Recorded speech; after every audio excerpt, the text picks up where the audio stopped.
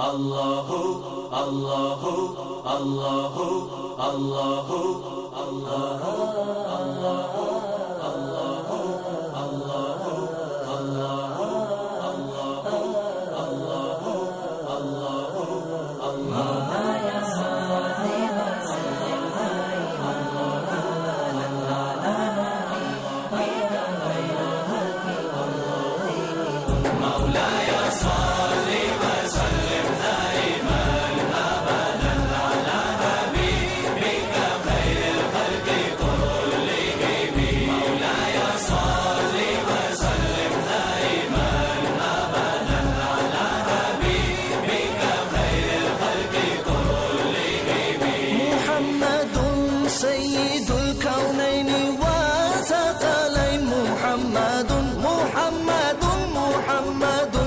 سيد الكونين وثقلين والفريقين من غرب ومن عجم مولاي صل وسلم دائما ابدا على اعوذ باللہ من الشیطان الرجیم بسم اللہ الرحمن الرحیم۔ محتشم و محترم ناظرین السلام علیکم ورحمۃ اللہ وبرکاتہ۔ نور ایمان میں آج آپ طٰہٰ اکیڈمی کی اسٹون لینگ فاؤنڈیشن یعنی سنگ بنیاد رکھنے کی تقریب کی ویڈیو ریکارڈنگ دیکھ رہے ہیں۔ یہ علمی ادارہ پچپاکی موتیں بلانش میں تعمیر کیا جائے گا۔ اس مبارک موقع پر علماء و ائمہ کا جمع غفیر رہا، جن میں طٰہٰ اکیڈمی کے چیف پیٹرن حضور تاج العلماء حضرت علامہ مولانا سید نورانی اشرف الجیلانی دامت برکاتہم عالیہ، محفل کے مہمان خاص استاذ العلماء حضرت علامہ مفتی ڈاکٹر رغیب نعیمی دامت برکاتہم عالیہ، جامع مسجد کے خطیب اعلیٰ مفتی محمد اسحاق قادری رضوی دامت برکاتہم عالیہ، اور سنی جمعیت العلماء کے صدر مولانا ہارون حسن دامت برکاتہم عالیہ کی بھی شرکت رہی۔ سنگ بنیاد سے قبل پروگرام کا آغاز امام یوسف دامت برکاتہم عالیہ کی زبانی تلاوت کلمہ پاک سے کیا گیا۔ اعوذ باللہ من الشیطان الرجیم،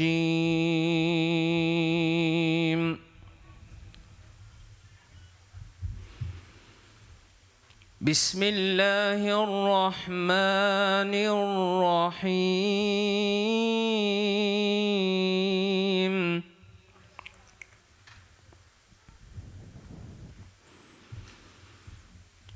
اقم الصلاة لدلوک الشمس إلى غسق الليل وقرآن الفجر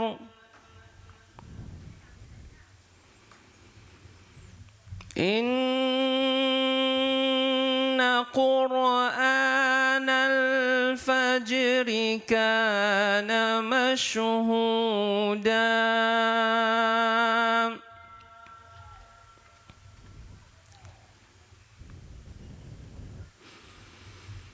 ومن الليل فتهجد به نافلة لك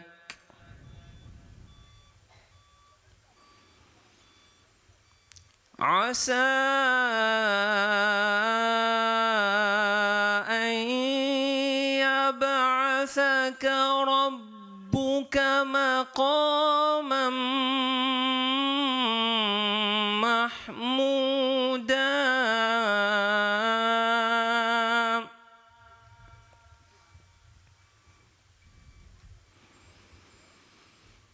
وقل رب أدخلني مدخل صدق وأخرجني مخرج صدق واجعل لي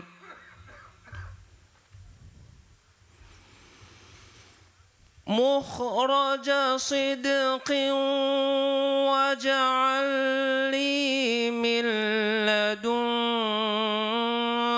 سلطانا نصيرا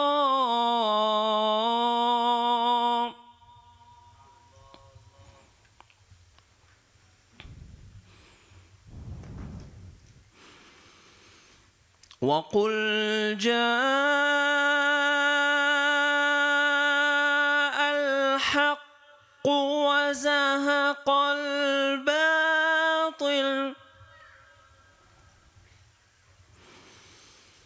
إن الباطل كان زهوقا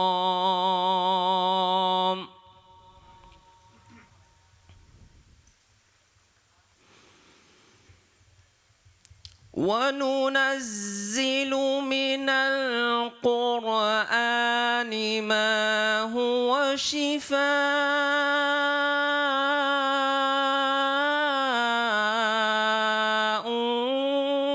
ورحمة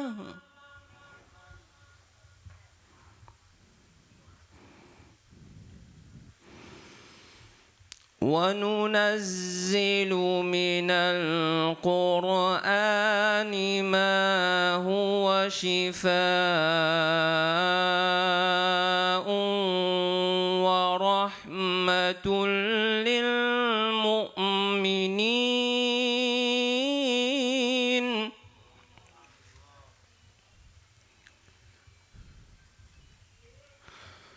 ولا يزيد الظالمين إلا خسارا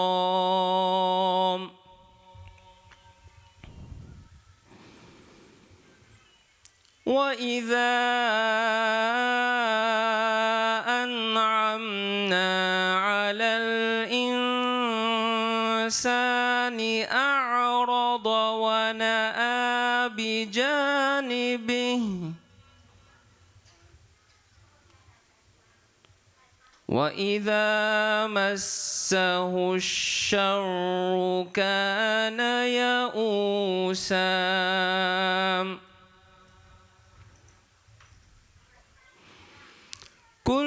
كل يعمل على شاكلته فربكم أعلم بمن هو أهدى سبيلا صدق الله العظيم. مولانا اظہر پیر بخش دامت برکاتہ مالیہ نے پروگرام کی نظامت سنبھالی اور آپ نے وقتاً فوقتاً اس ادارے کے اغراض و مقاصد پر بھی روشنی ڈالی. بعد ازاں تہا اکادمی کے طلباء نے نعت رسول مقبول صلی اللہ تعالی وسلم پیش کرنے کی سعادت حاصل کیے. چمک تجھ سے پاتے ہیں سب پانے والے، چمک تجھ سے پاتے ہیں سب پانے والے، میرا دل بھی چمکا دے چمک تجھ سے پاتے ہیں سب پانے والے، چمک تجھ سے پاتے ہیں سب پانے والے، میرا دل بھی چمکا دے والے، میرا دل بھی چمکا دے. برستا نہیں دیکھے کر ان کے رحمت، برستا نہیں دیکھے کر ابر رحمت، بدوں پر بھی برساتے برسانے والے، بدوں پر بھی برساتے برسات والے، میرا دل بھی چمکا دے. مدینے کے خیتے خدا تجھ کو کہ مدینے کے خیتے خدا تجھ کو رکھے غریبوں فقیروں کے ٹھہرانے والے میرا دل بھی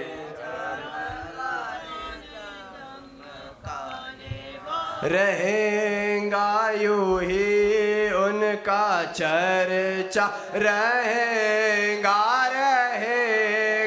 یوں ہی ان کا چرچا رہے گا پرے خاک کو جان جل جانے والے میرا دل قد چمکانے والے تو زندہ ہے واللہ تو زندہ ہے واللہ تو زندہ ہے واللہ تو زندہ ہے واللہ تو زندہ ہے واللہ تو زندہ ہے واللہ میرے چشم عالم سے چپ جان والے میرا دل بھی چمکا دے چمکنے والے چمک تجھ سے پاتے ہیں سب پانے والے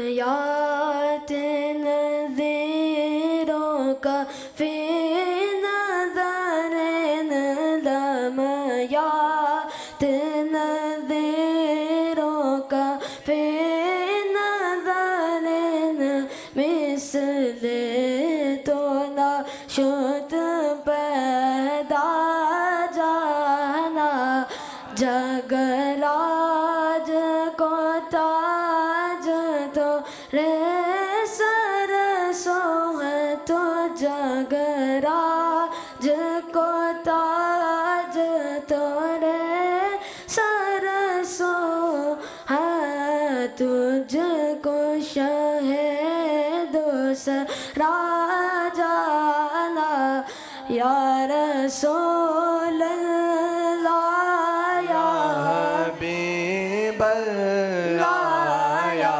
رسول اللہ یا حبیب اللہ یا رسول اللہ یا حبیب اللہ البحر علا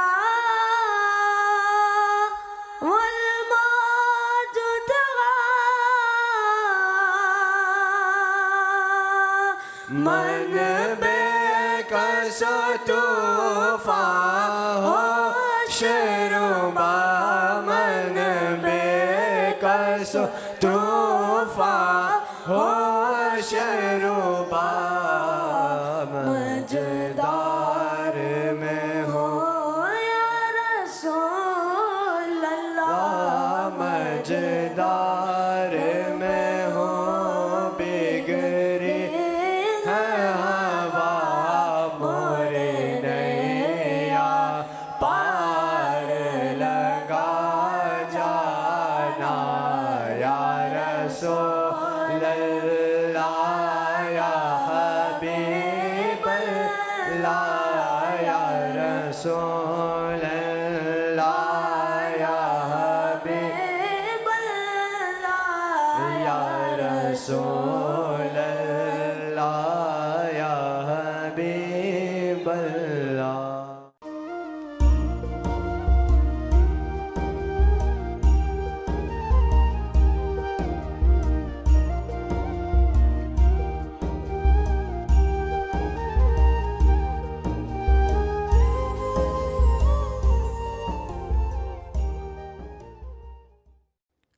ناظرین، اس عظیم الشان جلسے کے پہلے مقرر ماریشس کے جید عالم دین مولانا ہارون حسن دامت برکاتہ عالیہ نے سائنس اور حکمت پر گفتگو کی۔ fin donne-moi une cisée,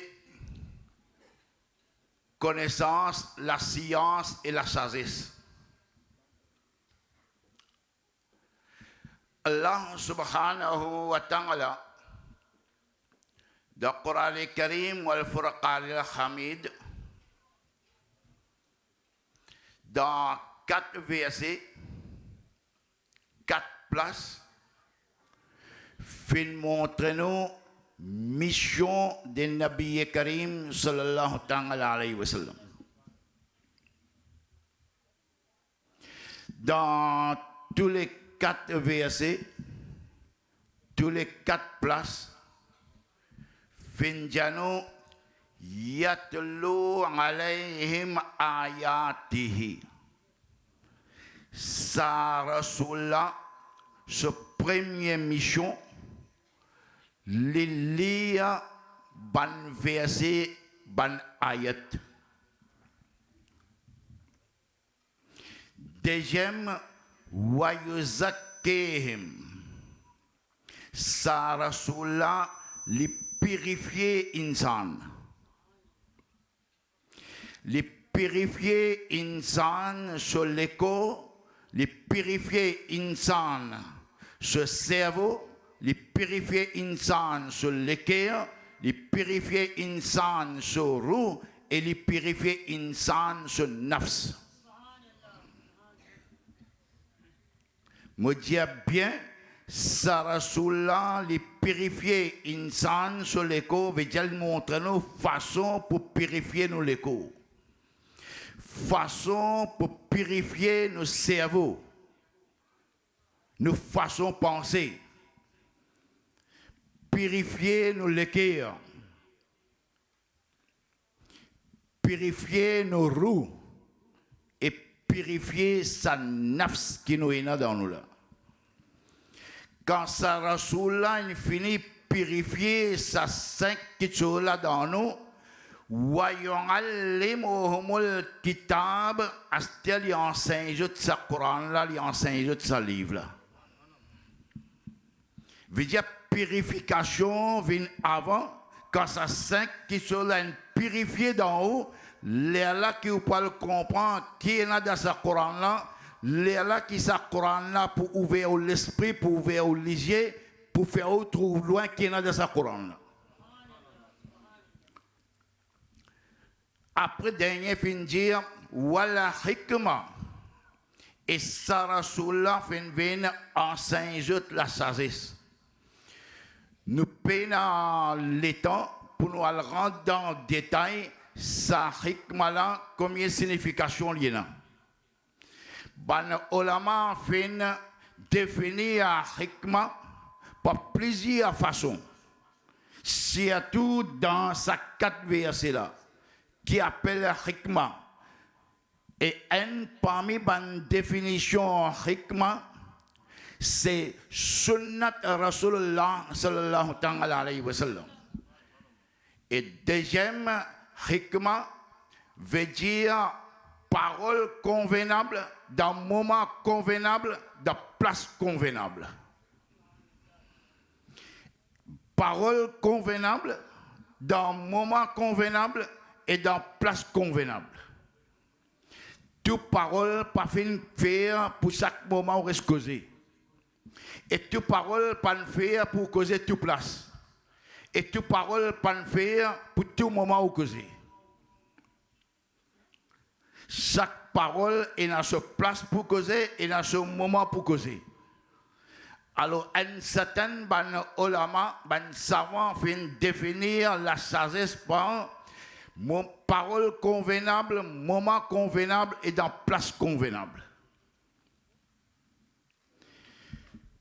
Nous dire parfois un djimoun quand les filles arrivent d'un certain âge, par l'expérience, par la maturité, ils gagnent la sagesse. Et nous habituons à dire que tel djimoun est dans ilm, il est dans connaissance, il est dans science dans lui, mais il manque la sagesse. Après nous gesté par l'âge, par l'expérience, les finales gagnent sagesse. Souvent nous habitués à dire ça. Ça, les capables d'appliquer pour nous. Les capables d'appliquer pour les autres du monde. Mais ça, n'est pas appliqué pour les nabi, n'est pas appliqué pour les prophètes, n'est pas appliqué pour les rasoul.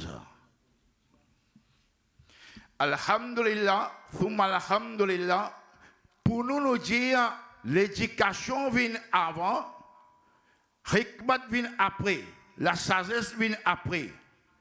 Pour les nabi vient dire, la sagesse vient avant, l'ilm vient après. La sagesse vient avant, connaissance vient après. Parce que sa connaissance qui peut donner là, bizarre qu'on propose avec beaucoup de sagesse, avec beaucoup de hikmat. Moi, donne-nous seulement deux versets Coran, le deux prophètes.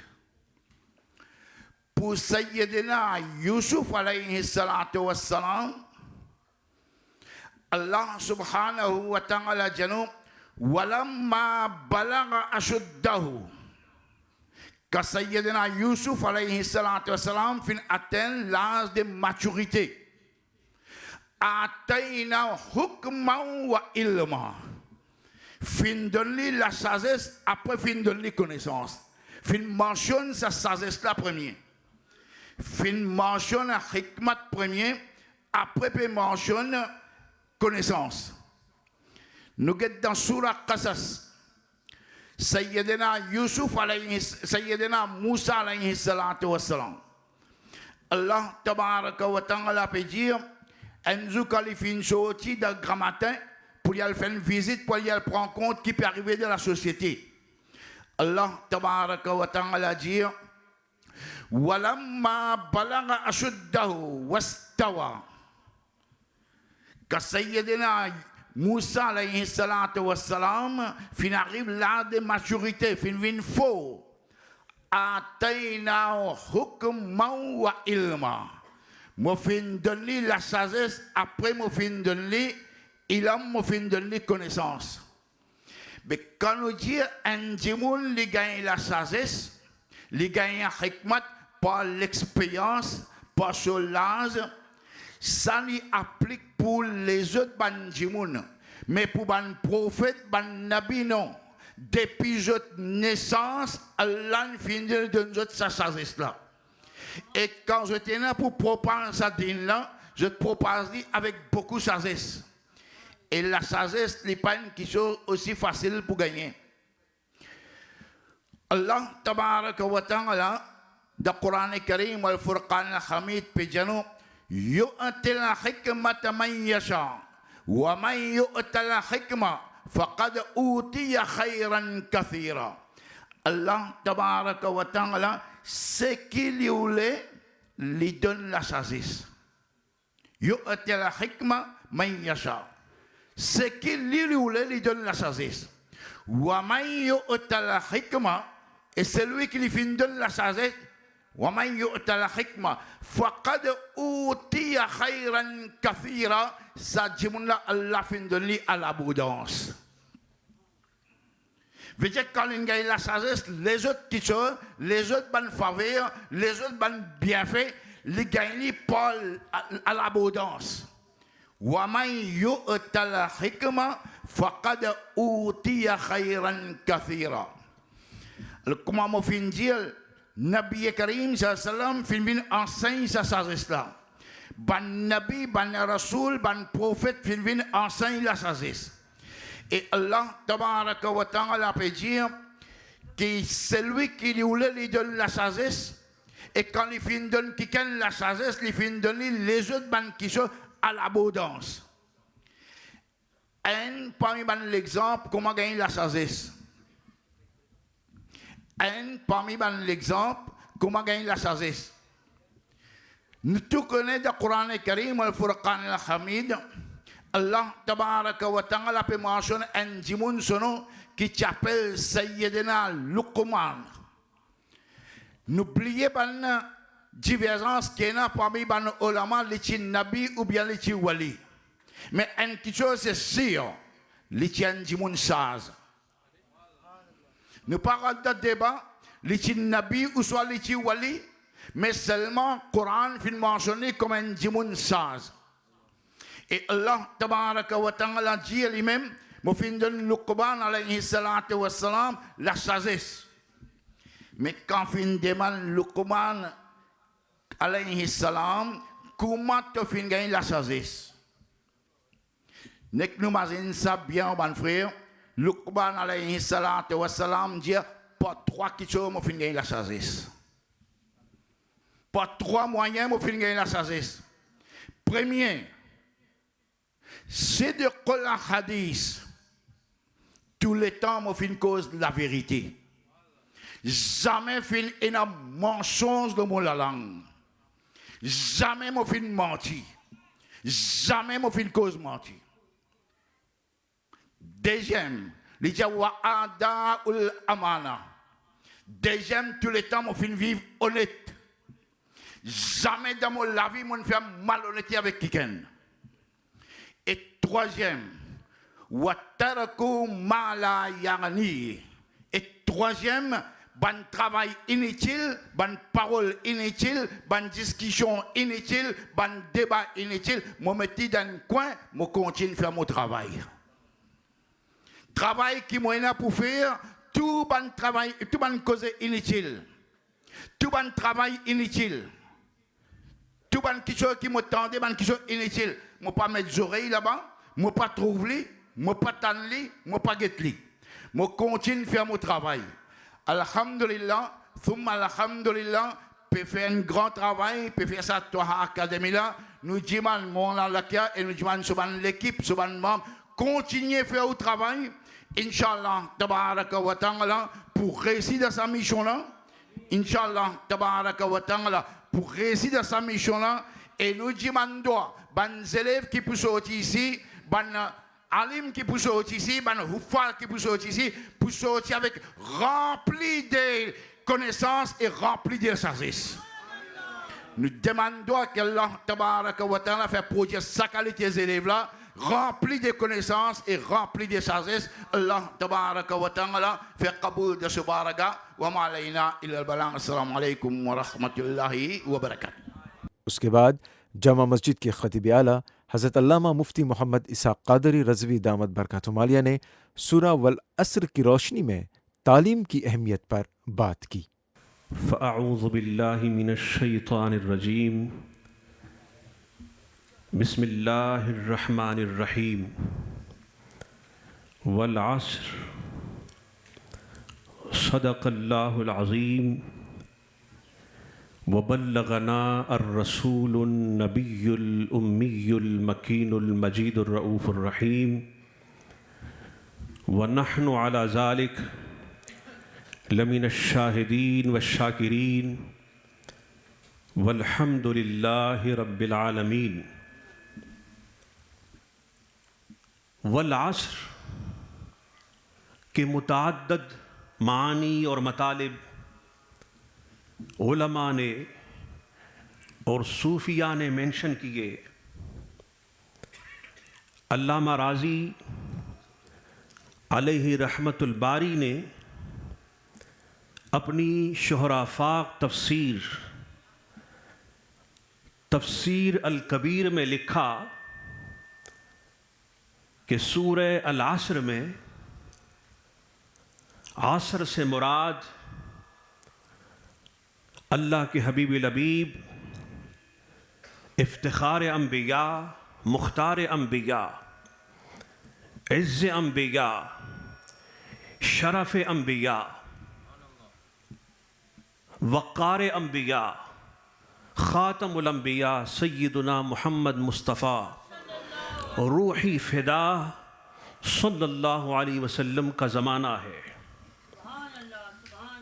आपका physical time है। वैसे तो आप शुआरा से सुनते हैं कि हर ज़माना मेरे महबूब का है, लेकिन جس زمانے میں آپ صلی اللہ علیہ وسلم نے اپنے وجود مسعود سے روئے زمین کو مستنیر کیا، اس زمانے کا مقام اور اس زمانے کا مرتبہ ہر زمانے سے جدا ہے۔ اس سے پہلے کے زمانے اس زمانے کے انوار سے مستنیر ہوئے، اور اس کے بعد آنے والے ادوار صبح قیامت تک اسی زمانے سے جو آپ کے حیات ظاہرہ، آپ کا فزیکل ٹائم تھا صلی اللہ علیہ وسلم، صبح قیامت تک سارے زمانے اور سارے دور اس سے مستنیر اور روشن ہوں گے۔ اللہ جل مجدہ نے زمانے محبوب کی قسم کیوں اٹھائی؟ اس کا ریزن کیا ہے؟ اس کی حکمت کیا ہے؟ What is the reason behind it? What is the wisdom behind it? اس کے پیچھے کیا علت کار فرما ہے، کیا حکمت کار فرما ہے؟ So there are many reasons behind it. بہت سارے اسباب ہیں، بہت سارے وجوہ ہیں، بہت سے علل ہیں، لیکن میں ٹاپک سے ریلیٹڈ آج آپ کو اس کے 4 وجوہ 4 ریزنز بتا رہا ہوں، جس میں آپ کے لیے، پوری امت مسلمہ کے لیے ایک میسج ہے، ایک پیغام ہے، اور جو طٰہٰ اکیڈمی کے بنیادی عناصر ہے جس پر ہر ادارے کی بنیاد ہونی چاہیے۔ میں عرض کر رہا تھا کہ اللہ جل مجدہ نے زمانے محبوب کی قسم کیوں اٹھائی، اس کی علت کیا ہے، اس کی حکمت کیا ہے؟ سو ٹاپک سے ریلیٹڈ اس کے 4 اسباب، 4 وجوہ اور علل اور ریزن سنیں، اور یہ بنیادی عناصر، بنیادی اجزاء ہر ادارے کے ہونے چاہیے اور ہوتے ہیں، اور میری دعا ہے کہ طٰہٰ اکیڈمی بھی ان 4 عناصر سے تشکیل پائے۔ نمبر 1، العلم، the knowledge، اور پھر العلم النافع، the useful knowledge، نفع بخش علم، فائدہ دینے والا علم۔ زمانہ محبوب صلی اللہ علیہ وسلم علم کا اور علم نافع کا زمانہ تھا، جب اس کائنات ہست و بود میں ہر سو اندھیرا تھا، ہر سو جہالت کی تاریکی تھی، تو تاجدار کائنات نے ان تاریکیوں میں علم کا چراغ روشن کیا، اور آپ نے علم کی روشنی سے کائنات کو روشن کیا، کائنات کو منور کیا۔ سو اس لیے قسم اٹھائی۔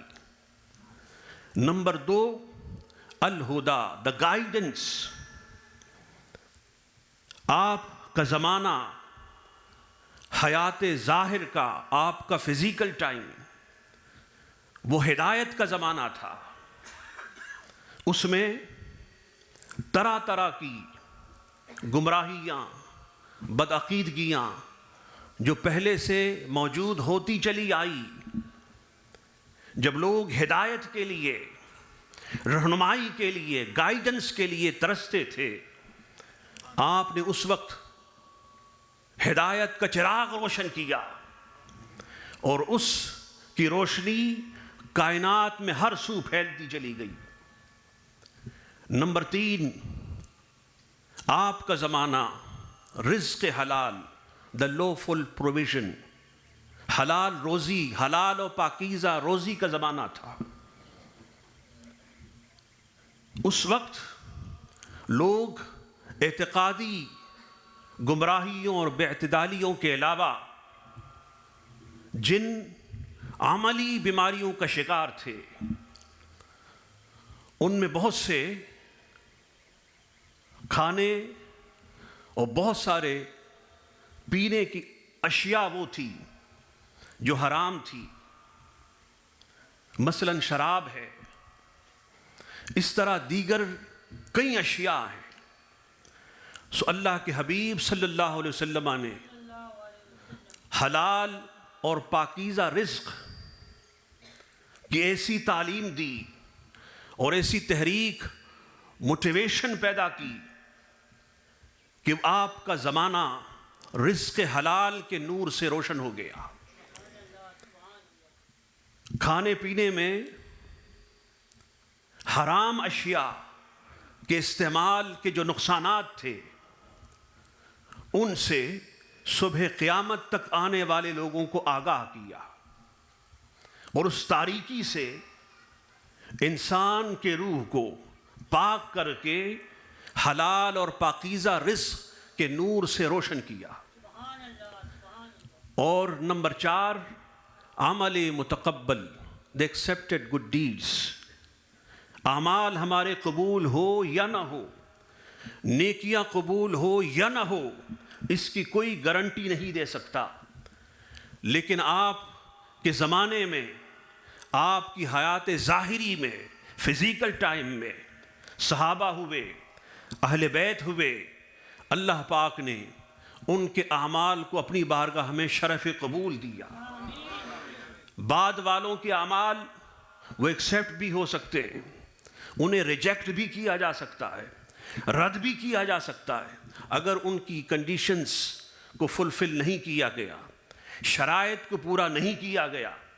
لیکن صحابہ کرام اور اہل بیت عظام وہ ہستیاں ہیں جن کے بارے میں ہم یہ گارنٹی دے سکتے ہیں کہ اللہ جل مجدہ نے ان کی نیکیوں کو، ان کے اعمال صالحہ کو قبول کیا۔ سو یہ چوتھا ریزن ہے کہ اللہ جل مجدہ نے سورہ العصر میں زمانے محبوب کی قسم اٹھائی۔ اب یہ 4 بنیادی چیزیں ہیں جو ہر ادارے، ہر مرکز، خواہ وہ کسی بھی شکل میں، کسی بھی صورت میں، کسی بھی نام سے ہو، اس کے بنیادی عناصر ہونی چاہیے۔ ہمارے اداروں کی بنیاد علم پر، حکمت پر، رزق حلال اور عمل قبول، عمل متقبل کے حسین اور جمیل اجزاء پر مشتمل ہونی چاہیے۔ ان کی بنیادوں میں جب انشاءاللہ ان عناصر کا نور ہوگا تو پھر اس سے وقت کے بڑے بڑے علماء، وقت کے بڑے بڑے اولیاء، وقت کے بڑے بڑے داعی اور وقت کے بڑے بڑے مشائخ فارغ ہوں گے، جو اپنے علم کے نور سے ہر جانب روشنی پھیلاتے چلے جائیں گے۔ اللہ جل مجدہ اپنے حبیب الحبیب صلی اللہ علیہ وسلم کے طفیل ان کلمات کو اپنی بارگاہ میں شرف قبول عطا فرمائے۔ وما علینا الا البلاغ۔ پاکستان کے نامور ثناخواں حافظ بلال نے مولانا سید نورانی اشرف الجیلانی کی لکھی ہوئی نعت کو بہت خوبصورت انداز میں پیش کرنے کی سعادت حاصل کی ہے۔ نہ منطقی سے، نہ کسی فلسفی سے ملتا ہے، پتہ خدا کا خدا کے نبی سے ملتا ہے۔ یاروں پتہ خدا کا خدا کے نبی سے ملتا ہے۔ ذکر رسول پاک ہے جب سے زبان پر، رحمت برس رہی ہے میرے خاندان پر۔ پڑھیے صلی اللہ علیہ یا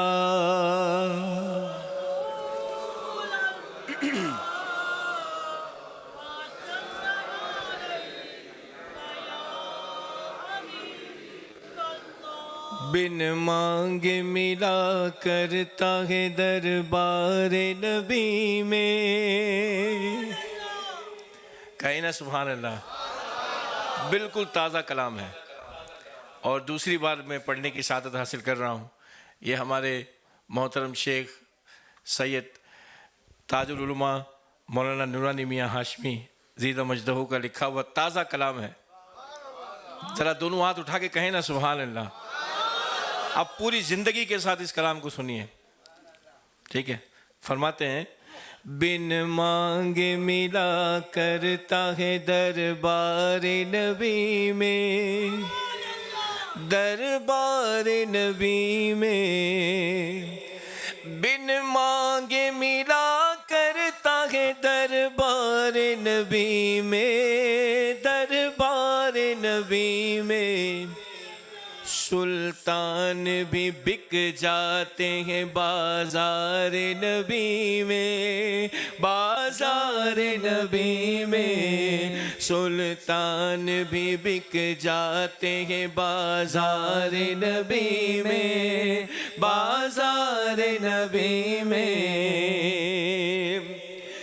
بٹتا ہے تیری اہل قرابت کا تصدق، قرابت کا تصدق بٹتا ہے تیری اہل قرابت کا تصدق، قرابت کا تصدق دارین کی نعمت ہے اسی دار نبی میں، ہاں دار نبی میں دارین کی نعمت ہے اسی دار نبی میں، ہاں دار نبی میں سلطان بھی بک جاتے ہیں بازار نبی میں، بازار نبی میں۔ شعر سنیے امت میں صحابی کے برابر نہیں کوئی، برابر نہیں کوئی۔ مفتی صاحب پورا لطف لیں گے آپ کلام۔ امت میں صحابی کے برابر نہیں کوئی، برابر نہیں کوئی۔ تاثیر ہی کچھ ایسی ہے دیدار نبی میں، دیدار نبی میں تاثیر ہی کچھ ایسی ہے دیدار نبی میں، دیدار نبی میں بن مانگے ملا کرتا ہے دربار نبی میں، دربار نبی میں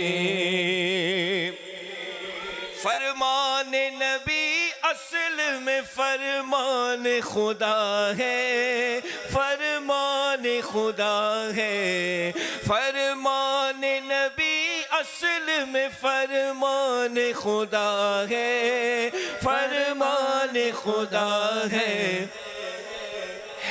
راز وما ینطق گفتار نبی میں، گفتار نبی میں ہے راز وما ینطق گفتار نبی میں، گفتار نبی میں قرآن کی تفسیر حدیث نبوی ہے، حدیث نبوی ہے۔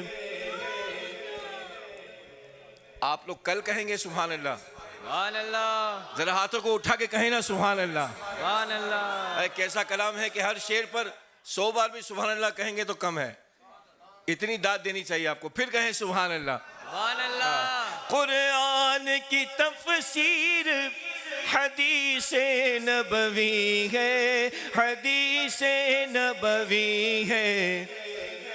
ہر علم کی بنیاد ہے افکار نبی میں, افکار نبی میں. ہر علم کی بنیاد ہے افکار نبی میں, افکار نبی میں. سلطان بھی بک جاتے ہیں بازار نبی میں, بازار نبی میں. نبیوں میں نظر آتی ہے کچھ جزوی فضیلت, ہاں جزوی فضیلت. نبیوں میں نظر آتی ہے کچھ جزوی فضیلت, ہاں جزوی فضیلت. ہر فضل و شرف دکھتا ہے کردار نبی میں, کردار نبی میں. ہر فضل و شرف دکھتا ہے کردار نبی میں, کردار نبی میں. واللیل کی تعبیر تیری زلف دوتا میں, ہاں زلف دوتا میں. واللیل کی تعبیر تیری زلف دوتا میں, ہاں زلف دوتا میں. والشمس کی تفسیر ہے رخسار نبی میں, رخسار نبی میں. والشمس کی تفسیر ہے رخسار نبی میں, رخسار نبی میں. سلطان بھی بک جاتے ہیں بازار نبی میں, بازار نبی میں. وہ شان کہاں قیصر و کسریٰ کے محل میں, کسریٰ کے محل میں. وہ شان کہاں قیصر و کسریٰ کے محل میں, کسریٰ کے محل میں. جو شان دکھی گنبد و مینار نبی میں, مینار نبی میں. جو شان دکھی گنبد و مینار نبی میں, مینار نبی میں. بہت سارے شعر ہیں, ایک اور حاصل کلام. زغرا کے کلی جس میں حسین اور حسن پھول, اور حسن پھول. زغرا کے کلی جس میں حسین اور حسن پھول, حسین اور حسن پھول. خوشبو علی ملتی ہے گلزار نبی میں, گلزار نبی میں. خوشبو علی ملتی ہے گلزار نبی میں, گلزار نبی میں. یہ رند تیرا میں کدا بردوش بنے نور, بردوش بنے نور. یہ رند تیرا میں کدا بردوش بنے نور, بردوش بنے نور. پھر کیف نظر آئے گا میں خار نبی میں, میں خار نبی میں. ہاں کیف نظر آئے گا میں خار نبی میں, میں خار نبی میں. بن مانگے ملا کرتا ہے دربار نبی میں, دربار نبی میں. سلطان بھی بک جاتے ہیں بازار نبی میں, بازار نبی میں. ناظرین، انسانی زندگی کی تاریخ جہاں سے ملنی شروع ہوتی ہے وہیں سے تعلیم کا سلسلہ بھی شروع ہوتا ہے۔ پتہ چلا کہ علم کا حصول بھی انسان کی فطرت کا حصہ ہے۔ اس تقریب سعید کے مہمان خاص استاذ العلماء حضرت علامہ مفتی ڈاکٹر رغیب نعیمی دامت برکاتہ عالیہ نے اسی کو اپنے خطاب کا موضوع بنایا۔ میں نے آپ کے سامنے قرآن کریم کی ایک آیہ مبارکہ پیش کی۔ اس آیہ مبارکہ میں اللہ تبارک و تعالی ارشاد فرما رہا ہے، تم میں سے ایک گروہ ایسا ہونا چاہیے، تم میں سے ایک جماعت ایسی ہونی چاہیے جو لوگوں کو بھلائی کے کاموں کی طرف بلائے، خیر کے کاموں کی طرف بلائے،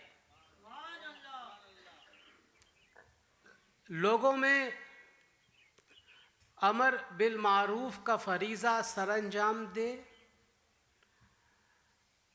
منکرات سے بچائے، اور یہی وہ لوگ ہیں جو فلاح یافتہ ہیں، جنہوں نے فلاح پالی۔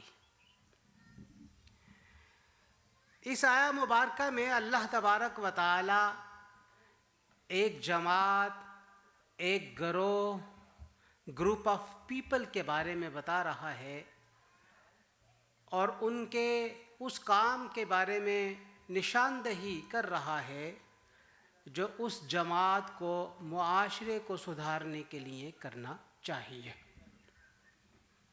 یہ جماعت عام طور پر جماعت علماء کہلاتی ہے، یہ گروپ عام طور پہ علماء کا گروپ کہلاتا ہے، جو لوگوں کو ہدایت کی طرف بلاتے ہیں، جو لوگوں کو نیکی کے کاموں کی طرف توجہ دلاتے ہیں، جو لوگوں کو امر بالمعروف کرتے ہیں اور لوگوں کو برائی سے بچاتے ہیں۔ نبی کریم صلی اللہ علیہ وآلہ وسلم کی حیات طیبہ کو دیکھیے، تعلیم و تعلم کا سلسلہ اگرچہ مدینہ منورہ میں باقاعدہ طور پر شروع ہوا، لیکن اس کی ابتدا مکہ مکرمہ میں ہو چکی تھی۔ جو صحابہ کرام اسلام قبول کرتے، انہیں عقائد کی بنیادی باتیں بتائی جاتی، سمجھائی جاتی، انہیں اللہ کی توحید کی طرف بلایا جاتا، نبی کریم صلی اللہ علیہ وآلہ وسلم کے رسول اور نبی ہونے کا معنی اور مفہوم سمجھایا جاتا، ملائکہ اور اللہ تعالیٰ کی طرف سے بھیجے گئے فرشتوں کے بارے میں بتایا جاتا، اللہ تعالیٰ کے گزشتہ ہدایت اور موجودہ ہدایت جو کہ قیامت تک رہنی ہے، کتاب مبین کے بارے میں سکھلایا جاتا۔ مکہ مکرمہ کے ابتدائی ایام میں نبی کریم صلی اللہ علیہ وآلہ وسلم نے صحابہ کرام کے عقیدے کی تبلیغ کی، ان کے عقیدے کو درست کیا۔ وہ عقیدہ جو بت پرستی میں ان کے ساتھ موجود تھے، ان عقیدوں کو ختم کیا، اور وہ اللہ تعالیٰ جن عقیدوں کے بارے میں یہ چاہتا ہے کہ نبی صلی اللہ علیہ وسلم اپنے صحابہ کرام کو سکھائیں، تو وہ عقیدے آپ صلی اللہ علیہ وآلہ وسلم نے سکھائے۔ نبی کریم صلی اللہ علیہ وآلہ وسلم نے عقیدے کے ساتھ ساتھ اخلاقیات کی تعلیم دی۔ انہوں نے صحابہ کرام کے رویوں کو تبدیل کیا، وہ رویے جس میں ظلم تھا، جبر تھا، تشدد تھا، کمزوروں پر ستم کیا جاتا تھا، جانوروں کے ساتھ برا سلوک کیا جاتا تھا، خواتین کے حقوق پامال کیے جاتے تھے، نبی کریم صلی اللہ علیہ وآلہ وسلم نے صحابہ کرام کو یہ تمام کے تمام برے اخلاق ختم کر کے انہیں اخلاق حسنہ سکھائے. اور یہ کون سے اخلاق حسنہ تھے جس کے بارے میں اللہ تعالیٰ نے ارشاد فرمایا لقد کان لکم فی رسول اللہ اسوۃ حسنہ کہ تمہارے لیے نبی کریم صلی اللہ علیہ وآلہ وسلم کی زندگی بہترین نمونہ ہے. اور جس کے بارے میں فرمایا گیا وَإِنَّكَ لَعَلَىٰ خُلُقٍ عَظِيمٍ کہ بے شک آپ تو اخلاق عالیہ پر فائز ہیں. اور جس کے بارے میں حضرت عائشہ رضی اللہ تعالی عنہا نے اس سوال کے جواب میں فرمایا کان خلقہ القرآن. جب پوچھا گیا کہ آپ کا اخلاق کیا ہے تو آپ نے فرمایا کہ آپ کا اخلاق تو قرآن ہے.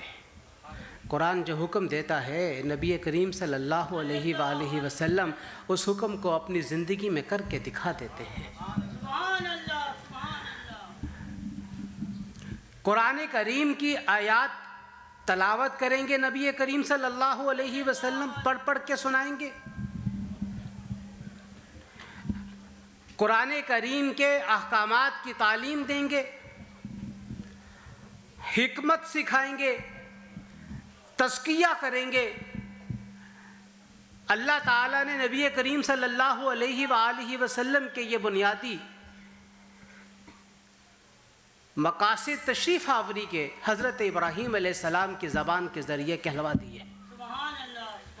اور نبی کریم صلی اللہ علیہ وآلہ وسلم جب آپ کو حالات سازگار ملے, مکہ مکرمہ سے آپ مدینہ منورہ کی طرف ہجرت کر کے تشریف لے آئے اور مدینہ منورہ میں آپ نے مسجد نبوی کو مستقر بنا لیا اور یہاں پہ صحابہ کرام کی تعلیم و تربیت کے لیے صفا کی یونیورسٹی کا قیام عمل میں لے کے آ گئے, جہاں پہ پڑھنے والے صحابہ کرام کو اصحاب صفا کہا جاتا تھا. وہ چبوترا جس پر صحابہ کرام نبی کریم صلی اللہ علیہ وآلہ وسلم سے قرآن کریم سیکھا کرتے تھے, قرآن کریم کے معانی اور مفاہیم سیکھا کرتے تھے.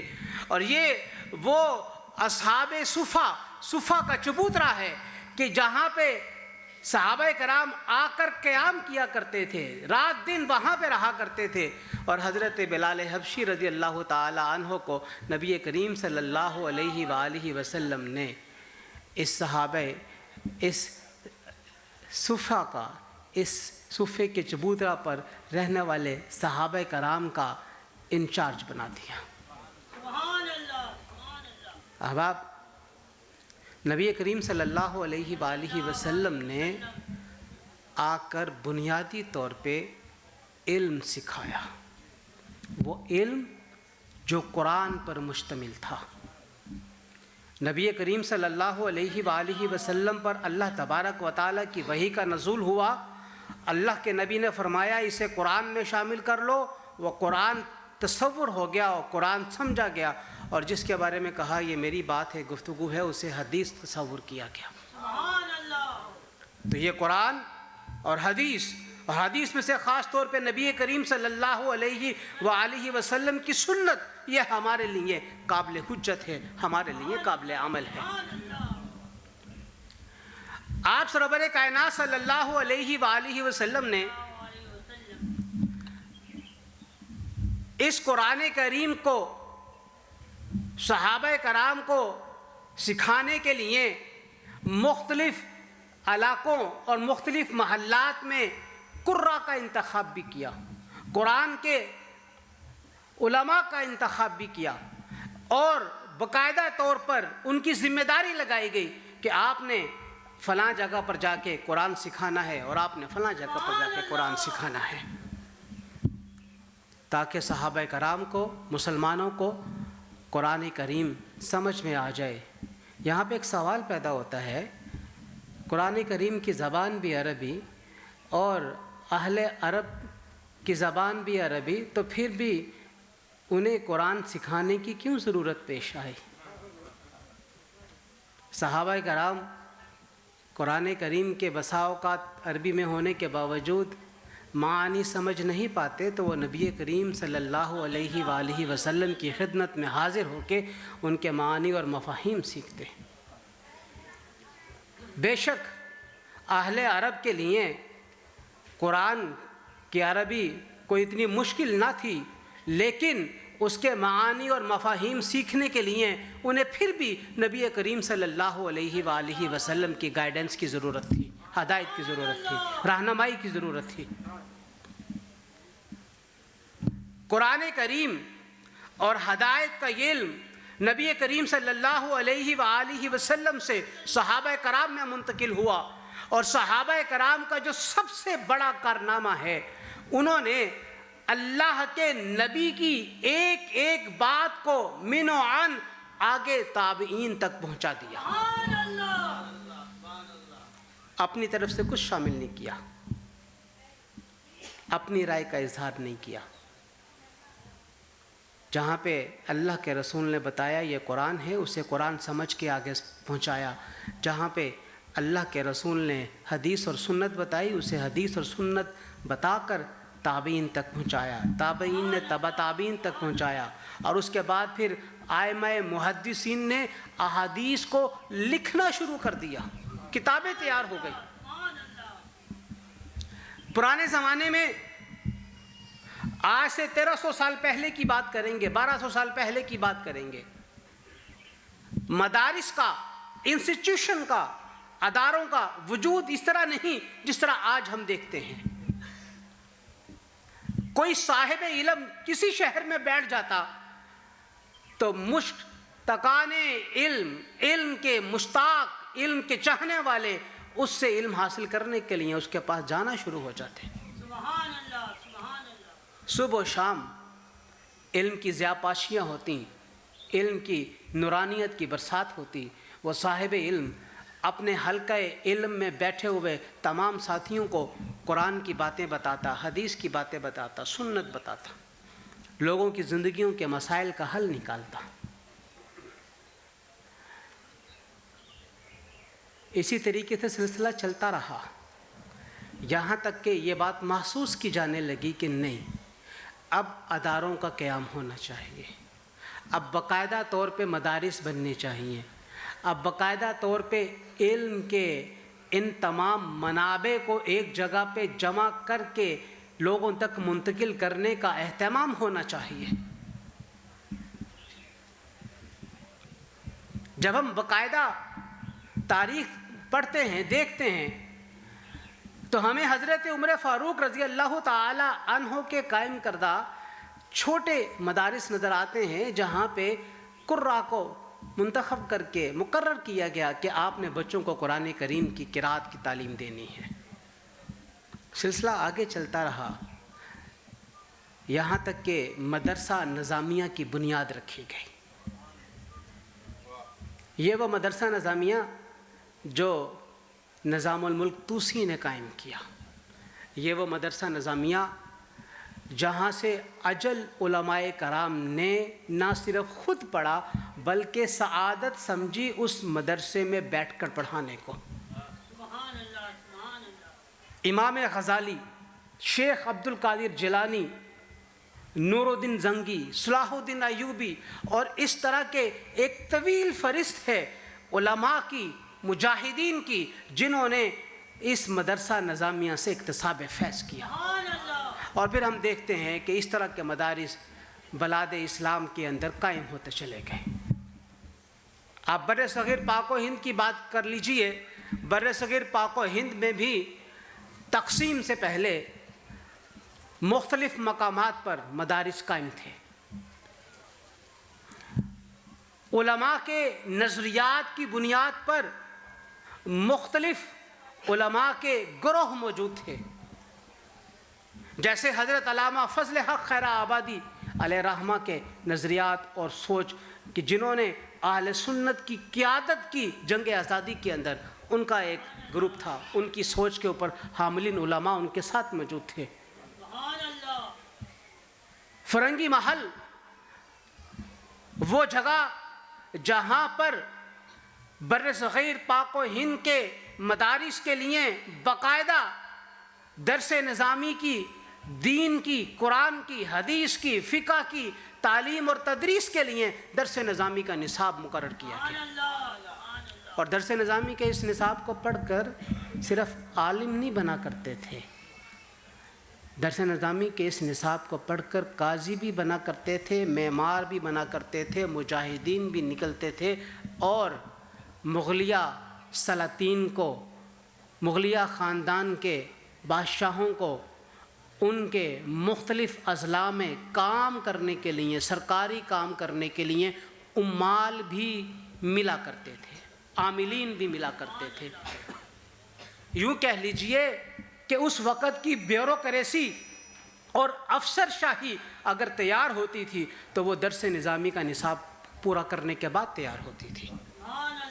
پھر ہم نے دیکھا انگریز کے تسلط کو، اور اس کے بعد پھر یہ بھی محسوس کیا علماء نے کہ کہیں دین کی یہ تعلیم بکھر نہ جائے، لوگوں کے ذہنوں سے محو نہ ہو جائے۔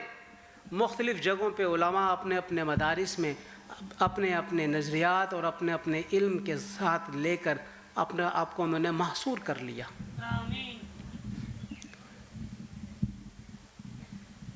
انگریز کے 90 سالہ دور میں بر صغیر پاک و ہند میں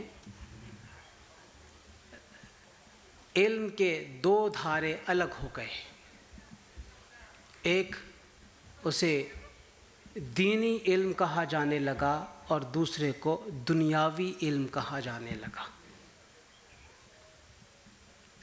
لیکن بدقسمتی کہیے انگریز کے جانے کے بعد بھی یہ دھارے ایسے ہی چلتے رہے۔ یوں کہہ لیجئے اگر علم ایک ندی کا نام ہے، ایک دریا کا نام ہے، تو اس کا ایک طرف دنیاوی علم کا کنارہ ہے اور دوسری طرف دینی علم کا کنارہ، سلسلہ چلتا رہا۔ لیکن علماء یہ خیال کرتے ہیں کہ جب علم کی بات کی جاتی ہے، علم جس کا انگریزی میں ترجمہ کیا جائے تو سائنسز آتا ہے، علم جو قرآن کریم سے ماخوذ ہے، اور قرآن کریم تمام علوم کا منبع ہے، تمام علوم کی بنیاد ہے۔ جب آپ قرآن کریم کی یہ آیت دیکھتے ہیں انما یخش اللہ من عبادہ العلماء، تو اس آیت سے پہلے سورہ طٰہٰ میں اور اس آیت کے بعد اللہ تعالیٰ کے ان انعامات کا ذکر ہے جو اس کون و مقام میں اور اس روئے زمین پہ اللہ تعالیٰ نے عطا کیے، اور ان انعامات کا تعلق کہیں علم سماویہ کے ساتھ ہے اور کہیں ایگرونومی کے ساتھ ہے اور کہیں اس کا تعلق آرکیالوجی کے ساتھ ہے اور کہیں اس کا تعلق زمین کے معاملات کے ساتھ ہے۔ یہ بات ذہن میں رہے کہ جب ہم قرآن کے علوم کی بات کرتے ہیں تو قرآن کے علوم بے شمار ہیں، اور ان علوم میں سے ایک علم جسے آپ علم ہدایت انسانی کہہ لیجئے، جو لوگوں کو اللہ کی حقیقت آشکارا کرتا ہے، لوگوں کو دین کا راستہ بتاتا ہے اور لوگوں کو اللہ اور اللہ کے رسول کے قریب کرتا ہے، ان میں سے یہ ایک علم ہے۔ اللہ تعالیٰ نے علم کو جس طرح پہلے بھی کہا گیا علم نافع کی بنیاد پر پہنچانے کا کہا گیا۔ ہر وہ علم جو نفع بخش ہے، انسانیت کے لیے نفع بخش ہے، انسانیت کو چلانے کے لیے نفع بخش ہے، ہر وہ علم جس کے ذریعے سے انسان اس زندگی میں اپنے رب کے قریب ہوتا ہے اور رب کی مخلوق کے قریب ہوتا ہے اور رب کی مخلوق کے ہدایت کا کام کرتا ہے، ان کی بھلائی کا کام کرتا ہے، ان کے نفع آوری کا کام کرتا ہے، اللہ تعالیٰ کے ہاں وہ علم نافع ہے۔ حدیث مبارکہ میں آتا ہے جب انسان مر جاتا ہے اس کے تمام اعمال منقطع ہو جاتے ہیں، مگر 3 چیزیں منقطع نہیں ہوتی: اولاد جو اس کے لیے دعا کرے،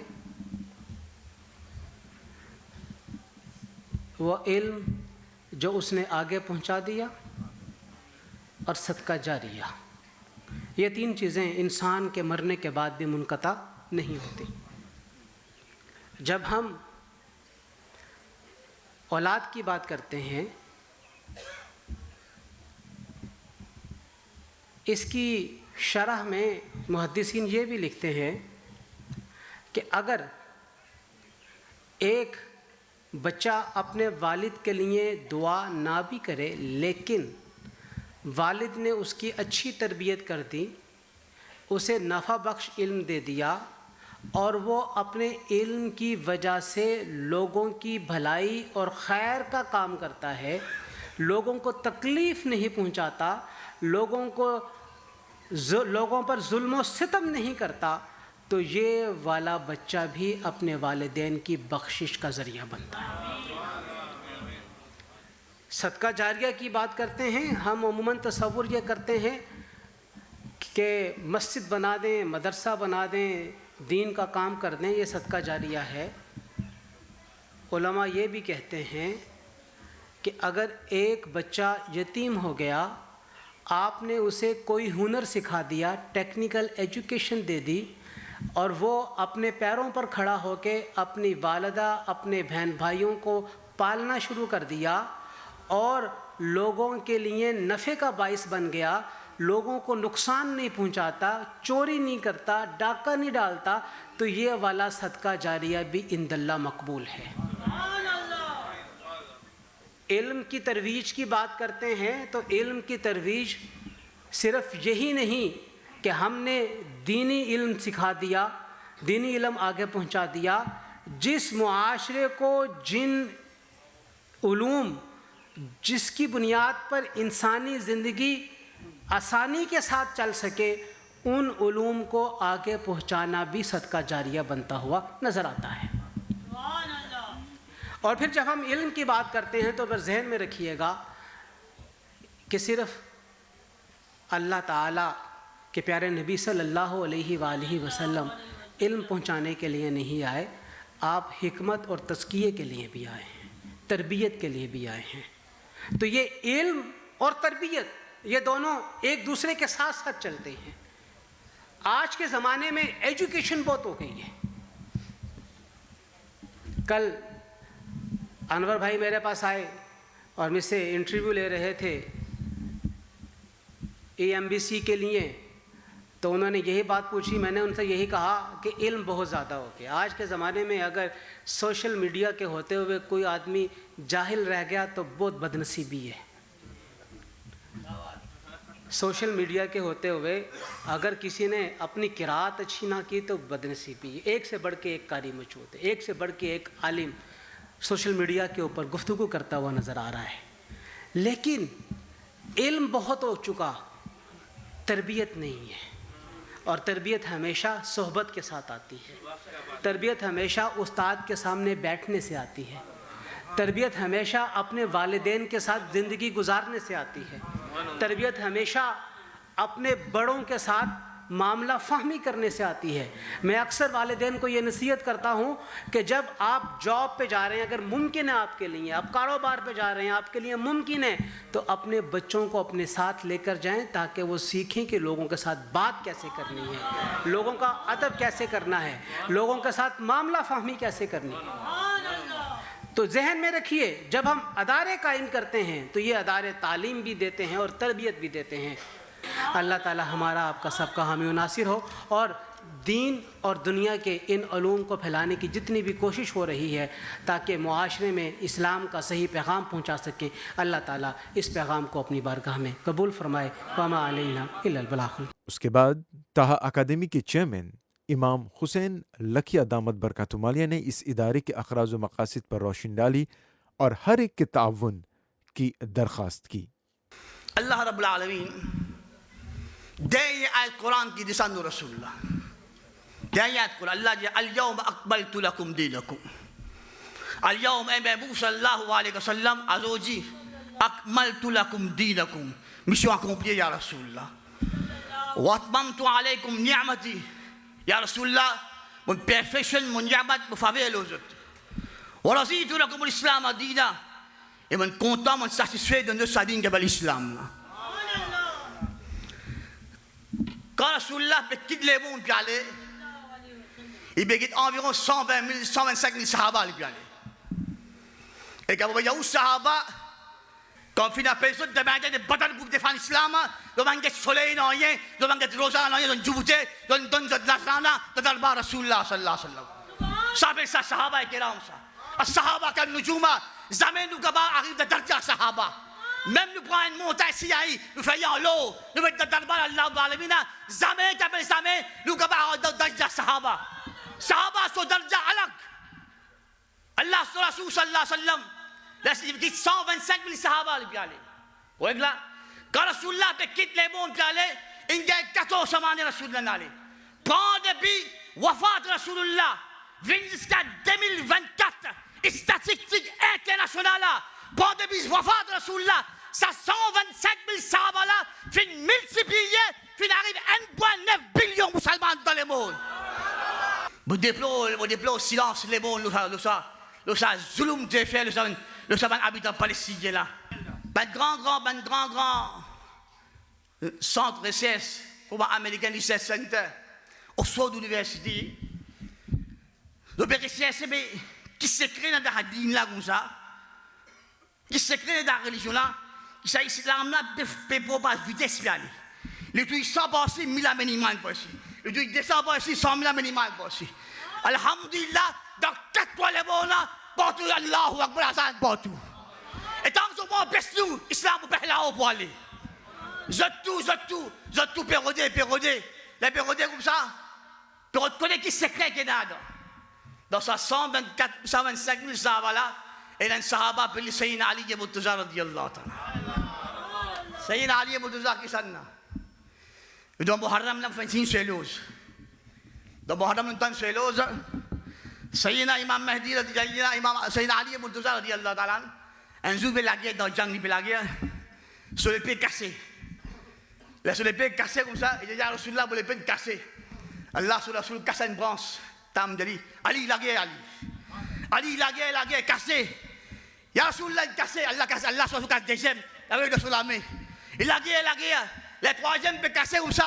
Là, il y a Rasulullah. Il casse, il y a Rasulullah. Allah dit Ibrahim comme ça. Prends sur le fécal, donne Rasulullah sallallahu alayhi wa sallam. Allah m'explique, Shahi Marda, Sayyid Yazda, Qouwate Parwadigal, la Fata illa Ali, la Saif illa Zul fécal. Sans l'épée, Ali va faire les victoires. Sayyid Ali, Murtaza, Dalba Rasulullah. Il dit, Ya Rasulullah sallallahu alayhi wa sallam. Alors, Zuban, nous barak, nous apprendre. Ben Nabi fin vidéo passé 900, 800 années, mission pour l'accomplir. Ou dans 23 années, mission comment l'accomplir. Dis-moi ce secret là-dedans.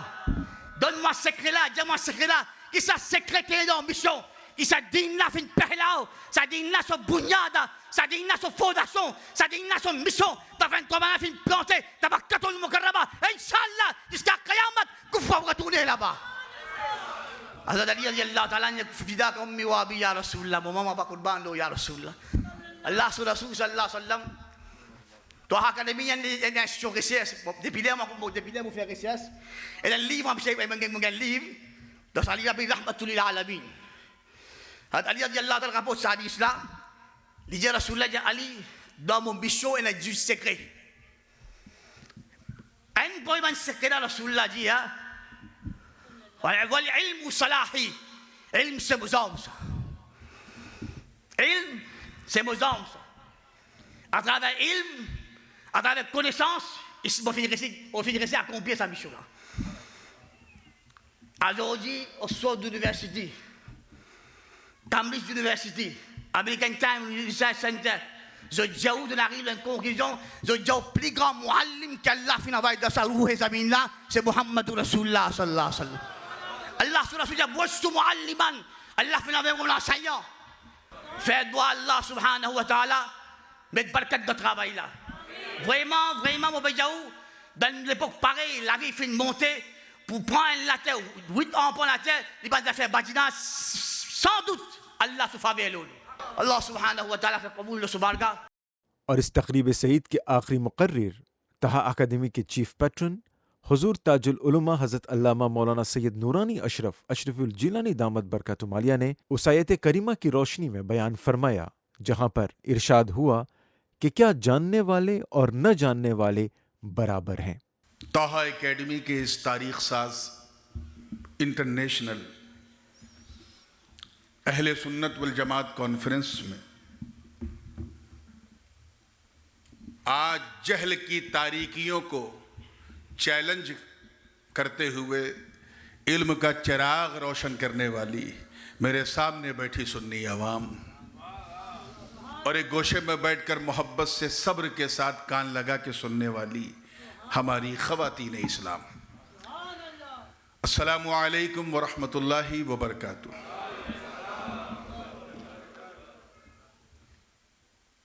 ایک آیت کریمہ کے خوبصورت حصے کی میں نے تلاوت کا شرف حاصل کیا۔ اللہ پاک کا بالکل کلیئر پیغام ہے۔ رب تعالیٰ ارشاد فرماتا ہے، کیا جاننے والے اور نہ جاننے والے دونوں برابر ہیں؟ Those who know and those who don't know, are they same? There is a big difference between well-known and unknown. جاننے والے نہ جاننے والوں کے برابر نہیں ہیں، کیونکہ نہ جاننا ایک اندھیرا ہے، جاننا اجالے کا نام ہے۔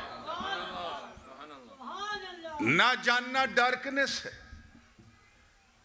جاننا جو ہے وہ لائٹ کا نام ہے۔ نہ جاننا ظلمت ہے، جاننا جو ہے روشنی کا نام ہے۔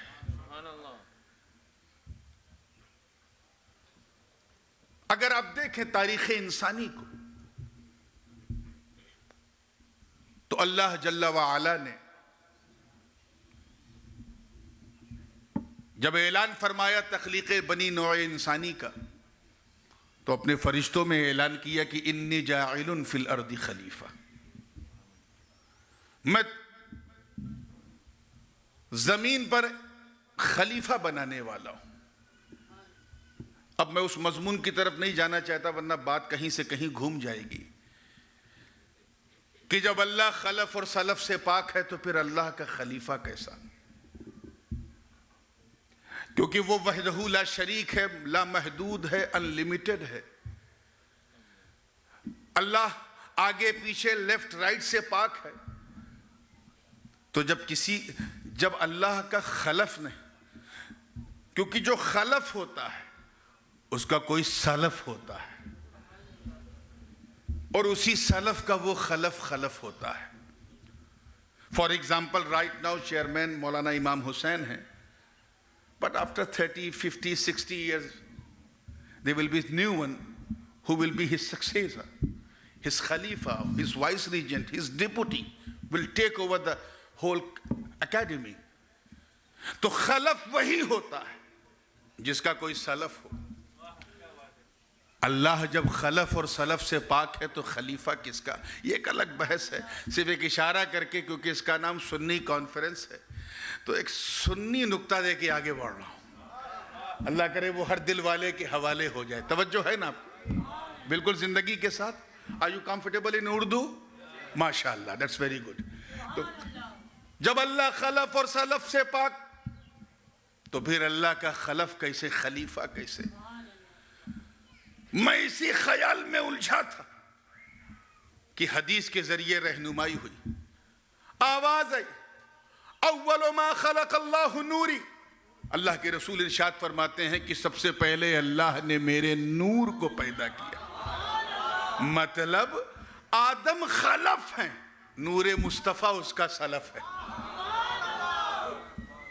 نور مصطفیٰ اس کا سلف ہے۔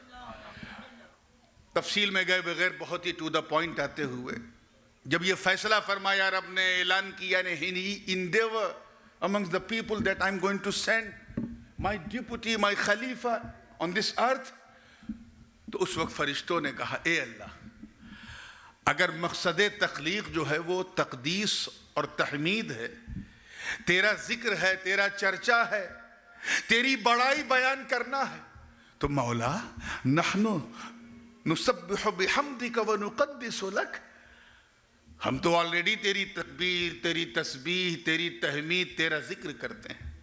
رب تعالیٰ نے فرمایا انی اعلم ما لا تعلمون، میں زیادہ جانتا ہوں جو تم نہیں جانتے۔ کون سی چیز تھی جس کے لیے رب تعالیٰ صاف فرما رہا ہے میں زیادہ جانتا ہوں جو تم نہیں جانتے؟ عزیزان ملت، حضرت آدم علیہ السلام کو تفوق بخشنا ہے، دکھانا ہے، اور تمام فرشتوں میں یہ اعلان کرنا ہے کہ آدم کی ضرورت کیوں ہے۔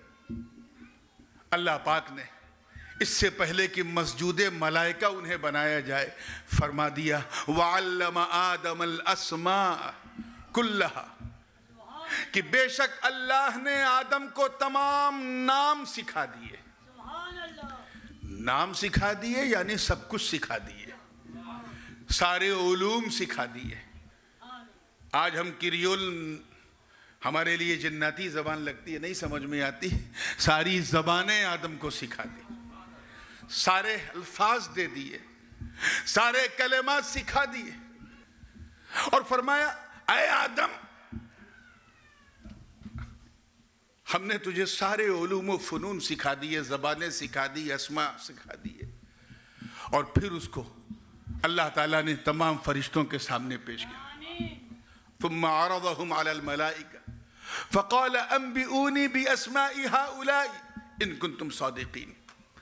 اے فرشتوں اگر تمہیں ان اسماء کا نام معلوم ہے، یہ علوم پتہ ہے تو مجھے بتاؤ اگر تم لوگ سچے ہو۔ فرشتے کتنے سچے میرے دوستوں، کہنے لگے قالوا سبحانك لا علم لنا الا ما علمتنا، پاک ہے تیری ذات، ہمیں کوئی علم نہیں ہے سوائے اس کے جو تو نے ہمیں سکھایا ہے۔ پھر حضرت آدم کی طرف اشارہ فرمایا کہ اے آدم اب تو بیان کر۔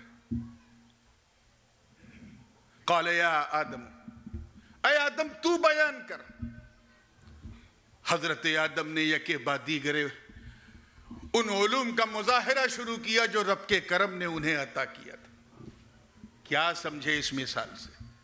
اللہ پاک یہی پیغام دے رہا ہے فرشتوں کو کہ اے فرشتوں کی نوری جماعت، بلا شبہ تم معصوم ہو، محفوظ ہو، برگزیدہ ہو، طیب و طاہر ہو، پاک صاف ہو، بے مثال ہو، میچلس ہو، مگر آدم کی شان یہ ہے کہ جو آدم کو پتا ہے وہ تمہیں پتا نہیں ہے، جو میرا آدم جانتا ہے وہ تم نہیں جانتے۔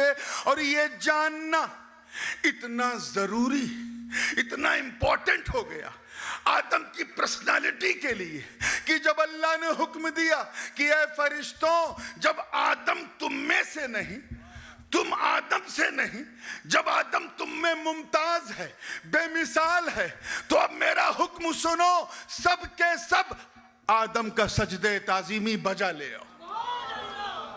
فسجدوا، سب سجدے میں چلے گئے، سب سجدے میں چلے گئے۔ کیوں؟ کیونکہ سب نے آدم کا تفوق خود دیکھ لیا تھا، اور وہ تفوق، وہ برتری جناب آدم کو علم کی وجہ سے ملی۔ Look at so significance to seek the knowledge، علم سے ملی۔ یاد رکھیے گا علم نور بھی ہوتا ہے، علم جو ہے وہ حجاب اکبر بھی ہوتا ہے۔ مناطقہ اپنے طریقے سے علم کی مثال پیش کرتے ہیں، فلاسفہ اپنے طریقے سے، منطقیوں کا تو کہ سارے طریقوں کو اکٹھا کر کے حضرت امام فضل امام خیر آبادی نے مرقات میں، آج سے میں نے تقریباً 30-32 سال پہلے پڑھا تھا، 5 قسمیں علم کی بیان کی۔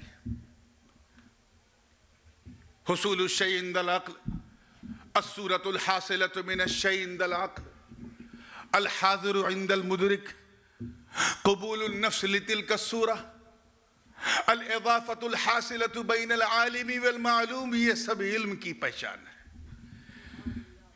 مگر امام علم و فن، مجدد دین و ملت، شاہ امام محمد رضا خان محدث بریلوی نور اللہ مرقدہ نے جب علم کی تعریف کی تو فرمایا علم وہ شے ہے کہ جو چیز اس کے دائرے میں آ جائے منکشف ہو جائے روشن ہو جائے. ایسا علم میرے دوستو نور ہے.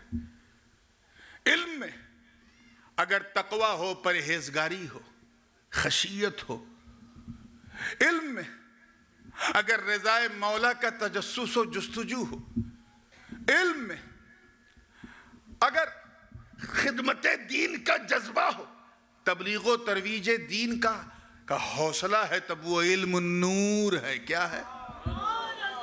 اور صرف دنیا داری ہو، کبر ہو، تکبر ہو، غرور ہو، گھمنڈ ہو، پراؤڈ ہو، تو پھر وہ علم نہیں، وہ حجاب اکبر ہے. آپ کیا سمجھتے ہیں؟ یہ نانوتا والے جاہل تھے، یہ امبیٹھا والے جاہل تھے، یہ تھانہ بھون والے جاہل تھے، یہ گنگوہ والے جاہل تھے، یہ جو گمراہ ہو گئے، بدبخت ہو گئے، کیا یہ جاہل تھے؟ نہیں، they were most learned people.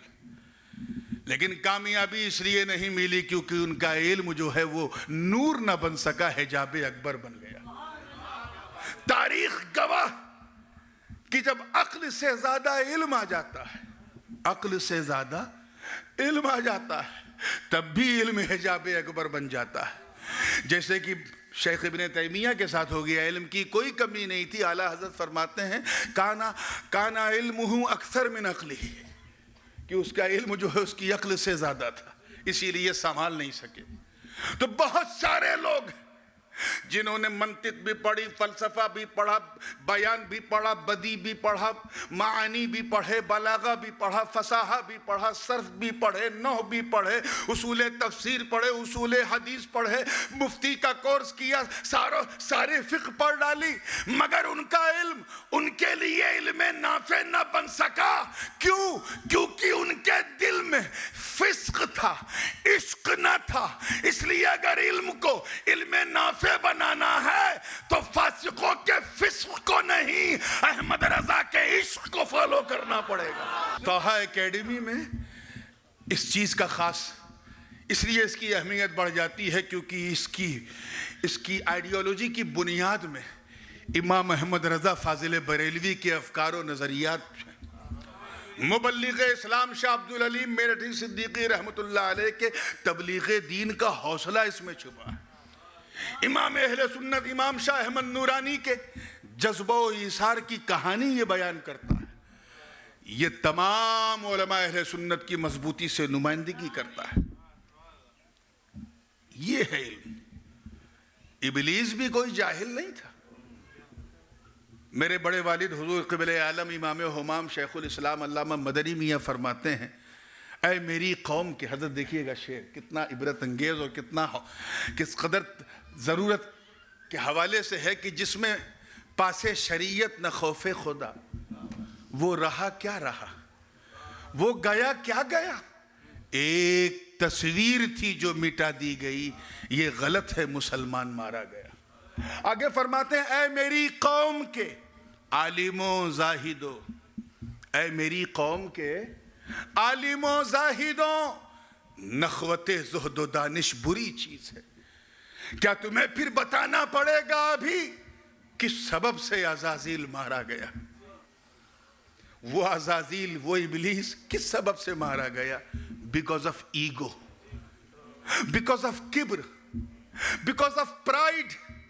اس لیے تعلیم کے ساتھ ایسی تربیت ہو اور صحبت علماء کی اتنی خوبصورت صحبت ہو کہ یہ پراؤڈ کبھی تمہارے علم کو حجاب اکبر کی منزل پہ نہ کھڑا کرے. اس لیے حضرت آدم علیہ السلام کے روش پہ چلتے ہوئے اچھے آدمی بننے کے لیے یہ طٰہٰ اکیڈمی کا یہ محراب و منبر اور یہ کیمپس آپ کو دعوت تعلیم دے رہا ہے.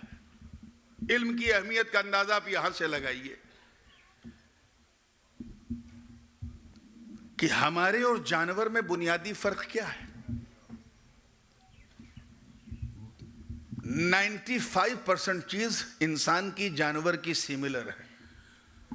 بھوک اسے بھی لگتی ہے, بھوک ہمیں بھی لگتی ہے. پیاس اسے بھی لگتی ہے, پیاس ہمیں بھی لگتی ہے. آنکھ ناک کان گلا اس کے پاس بھی ہے, ہمارے پاس بھی ہے. شہوت ہمارے اندر بھی ہے, شہوت جانور کے اندر بھی ہے. لسٹ اس کے اندر بھی ہے, لسٹ ہمارے اندر بھی ہے. ہم بھی بچے پیدا کرتے ہیں, وہ بھی بچے پیدا کرتے ہیں, پھر جانور جانور رہا. انسان اشرف المخلوقات کیوں؟ اسی علم کی بنیاد پر. بہت ساری وجوہات ہیں لیکن بہت اقوی وجہ جو ہے وہ یہ علم ہے جو حضرت آدم سے انسان کو وراثت میں ملا. ایک مثال میں اور دوں.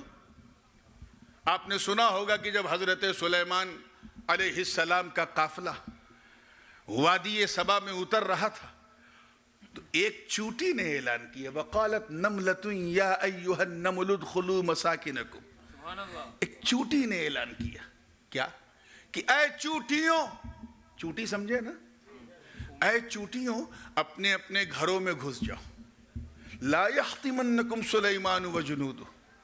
ہو سکتا ہے کہ غیر ارادی وداؤٹ انٹینشن سلیمان کی فوج جو اتر رہی ہے زمین پہ کہیں کسی غیر ارادی طور پہ کہیں ہمیں کچل نہ دے. آپ دیکھیں اس چوٹی کا ایمان دیکھیں. وہ چوٹی جانتی تھی کہ اللہ کے نبی کی صحبت میں رہنے والے ان کے اصحاب ارادتاً کسی چوٹی کا بھی قتل نہیں کرتے. توجہ, کسی چوٹی کو بھی نہیں مارتے. اس لیے اس نے احتیاط کا دامن پکڑ کے کیا کہا, غیر ارادی طور پر, انٹینشنلی, بغیر کسی انٹینشن کے کہیں تمہیں دبا نہ دیں, کچل نہ دیں, اپنے گھروں میں چلے جاؤ. امام فخر الدین رازی اپنی تفسیر میں اس آیت کے حوالے سے فرماتے ہیں کہ چوٹی کی یہ ادا, اس کا یہ علم اور اس علم میں چھپا ہوا ادب, جس ادب نے اسے حجاب اکبر کے جنگل سے نکال کر نور کے منبر پہ بٹھا دیا, کہ اللہ کو یہ ادا اس چوٹی کی اتنی پسند آئی کہ صبح قیامت تک جتنی چوٹیاں پیدا ہوتی رہیں گی تمام چوٹیوں کی ملکہ اس چوٹی کو بنا دیا. کس بنیاد پر؟ علم کی بنیاد پر. بولیے کس بنیاد پر؟ علم کی بنیاد پر. شیطان بھی وہیں چانس لیتا ہے جہاں علم نہ ہو. ہاں, وہیں چانس لیتا ہے, اسے پتا ہے. بچپن میں نے اپنی نانی سے, حضرت مجھے اس کا مبدأ مصدر یا کچھ پتہ نہیں ہے, لیکن بعد میں مجھے پتا چلا کہ یہ سینگ جو ہے, یہ کہاوت بزرگوں کے زمانے سے چلی آ رہی کہ ایک مرتبہ ابلیس نے ایک میٹنگ کیا اور اپنے سارے کارندوں کو بیٹھالا, شیطانوں کو, اور سب کی کارگزاریاں سن رہا تھا. تم نے کیا کیا؟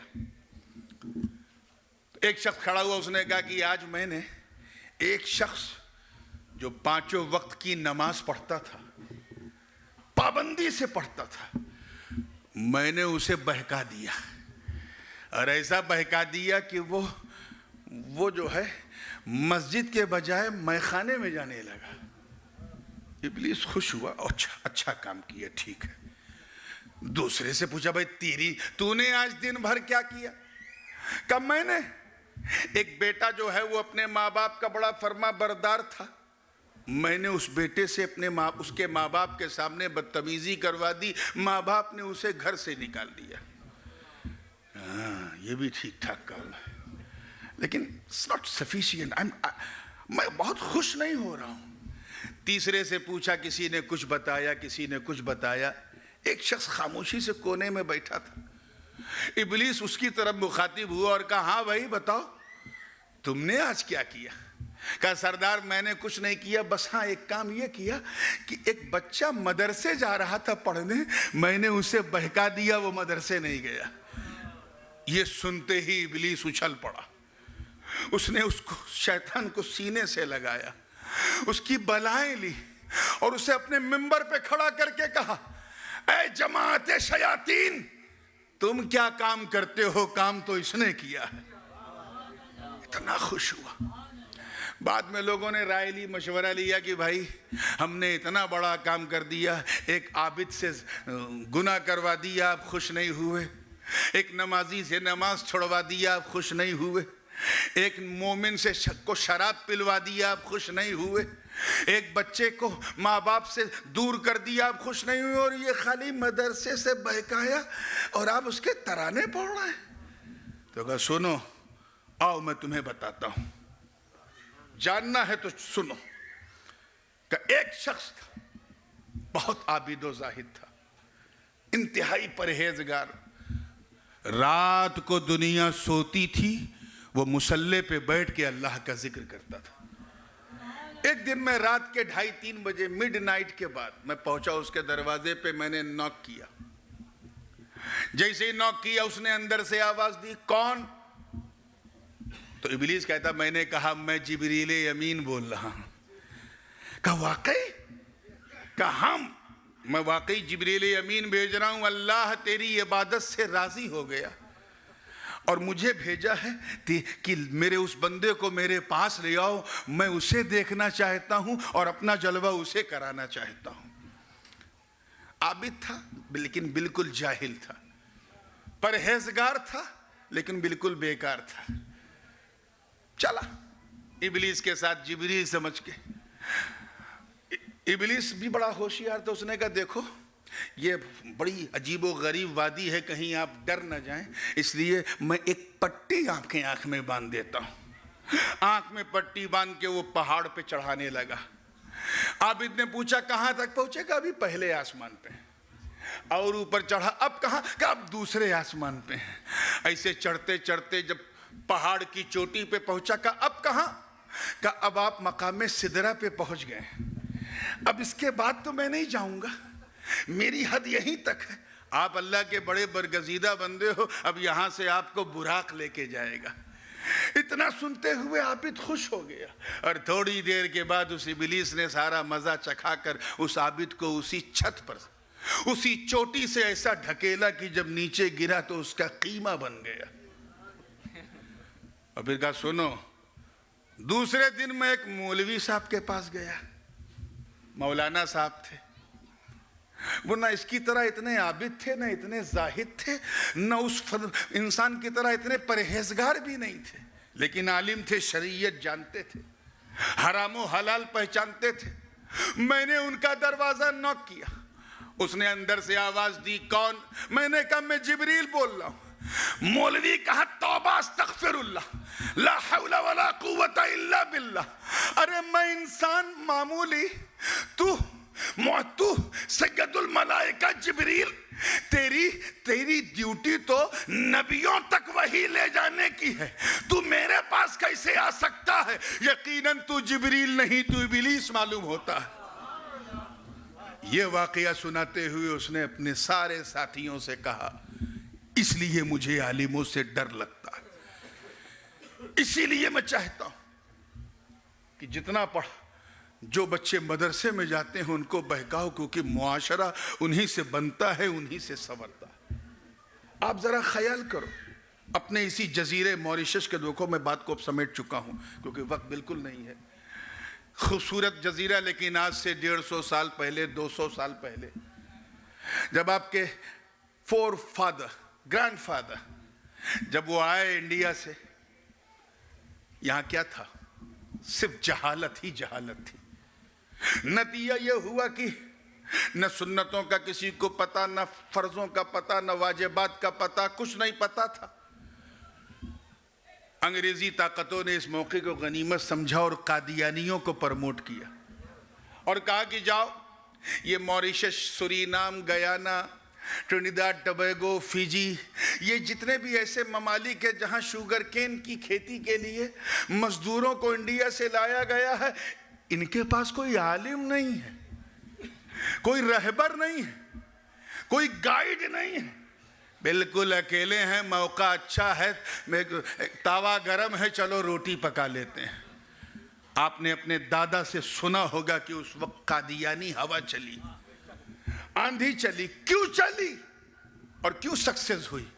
کیونکہ اس وقت کوئی تاہا اکیڈمی نہیں تھی, اس وقت کوئی دارالعلوم علیمیہ نہیں تھا, उस वक्त कोई जुमा मस्जिद नहीं थी, उस वक्त कोई इस्लामी सेंटर नहीं था, उस वक्त कोई तालीमी इदारा नहीं था। कादियानियों ने अपने तरकश के ऐसे तीर चलाए कि मॉरिशस के कमोबेश हर शहर में उनके मरकज बनने लगे। मगर कुदरत खुदाबंदी इस इन्वायरमेंट को चेंज करना चाह रही, इस गुमगश्ता राहों के लिए हिदायत का चिराग रोशन करना चाह रही। खुदा की कुदरत देख, मुस्तफ़ा का मोजज़ा देख, जो मुबल्लिग इस्लाम की शक्ल में मॉरिशस की सरजमीन पे नमूदार हुआ। हिदायत की इतनी किरणें रोशन हुई कि इल्म का चिराग जलता रहा और जहालत का चिराग बुझता रहा।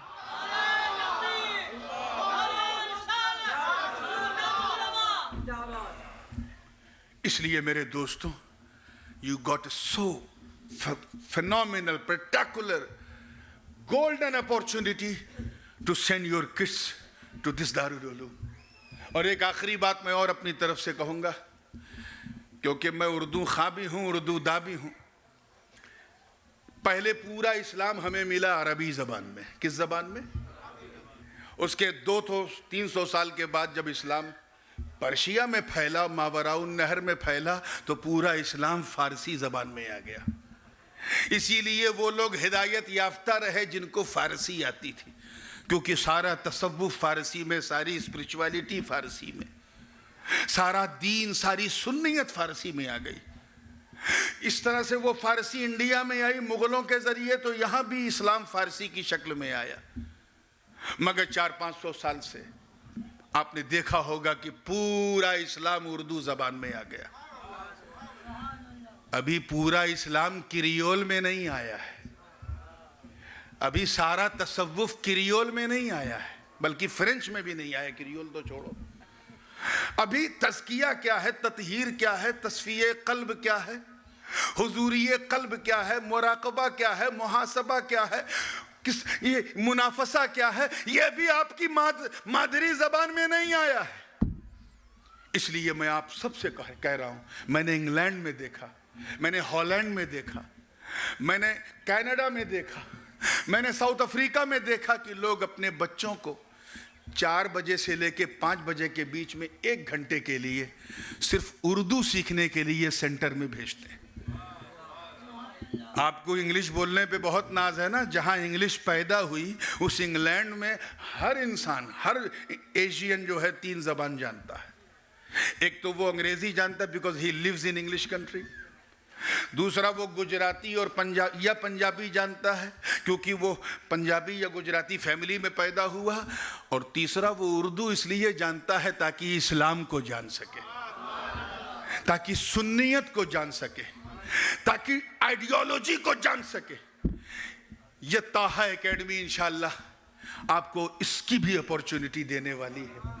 आप अपने बच्चों को ऐसा उर्दूदा बना दें, ऐसा उर्दूदा बना दें और ऐसा उर्दू खां बना दें कि फिर उर्दू बोलने वाले स्कॉलर बाहर से ना आए, यहीं पैदा होने लगे इंशाअल्लाह ताला। और ये तब होगा जब आपके अंदर वो अवेयरनेस हो, और वो अवेयरनेस लाओ, वरना तुम्हारी दास्ता भी ना होगी दास्तानों में।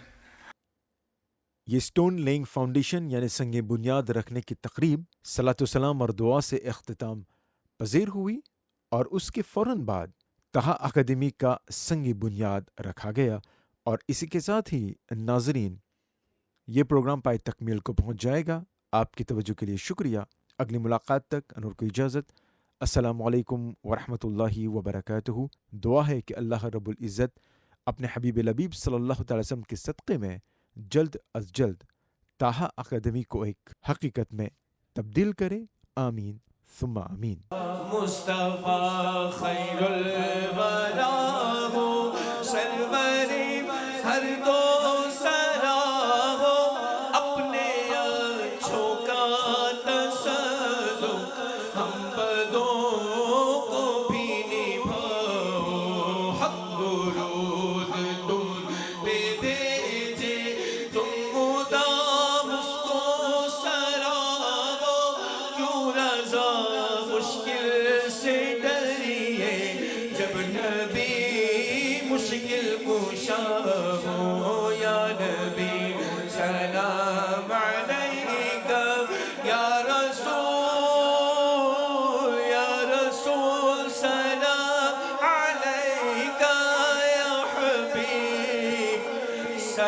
السلام عليك صلوات الله عليك. بسم الله الرحمن الرحيم. اللهم صل على سيدنا محمد وعلى آل سيدنا محمد وبارك وسلم. وبك أستغيث فأغثني وعليك توكلت فأكفني. يا كافي اكفني المهمات من أمر الدنيا والآخرة، ويا رحمن الدنيا والآخرة، ويا رحيمهما. يا حي يا قيوم يا حنان يا منان، يا بديع السماوات والأرض، يا ذا الجلال والإكرام. لا إله إلا أنت أسألك أن تحيي قلبي بنور معرفتك يا الله يا الله يا الله. اللهم طهر قلبي من الشك والشرك والرياء، وزين لساني بالحمد والذكر والثناء. اللهم نور قلبی بنور معرفتك یا رب العالمین. مالک و مولا کریمہ پروردگارہ الہ العالمین، اپنے حبیب کے صدقے میں ہمارے اس اجتماع کو اپنے کرم سے قبول فرما. یہ بالخصوص طٰہٰ اکیڈمی کے اس کیمپس کی سنگ بنیاد کے حوالے سے اس جلسے کا انعقاد کیا. اے اللہ اس ادارے کو بام عروج عطا فرما، اسے زمانے کے سرد و گرم سے محفوظ و معمون رکھ، رجحان خلق کو اس کی تعلیم، اس کی توسیع کی طرف موڑ دے مولا. اے اللہ پاک دست غیب سے اس مدد فرما، بالخصوص اس کے جتنے بھی خیر خواہ لوگ ہیں، ویل ویشرز ہیں جنہوں نے اس میں دامے درمے قدمے سخنے حصہ لیا یا لے رہے ہیں یا مستقبل میں لیں گے. اے اللہ سب کے رزق میں برکت عطا فرما. اس کے بانی و مؤسس محب گرامی جناب مولانا امام حسین لاکیہ کے علم میں، عمل میں، صحت میں اور خاص کر ان کے رزق میں برکت عطا فرما. اے اللہ پاک اس ادارے کو دن دونی رات چوگنی ترقی عطا فرما. اسے اہل سنت والجماعت کا عظیم الشان قلعہ بنا.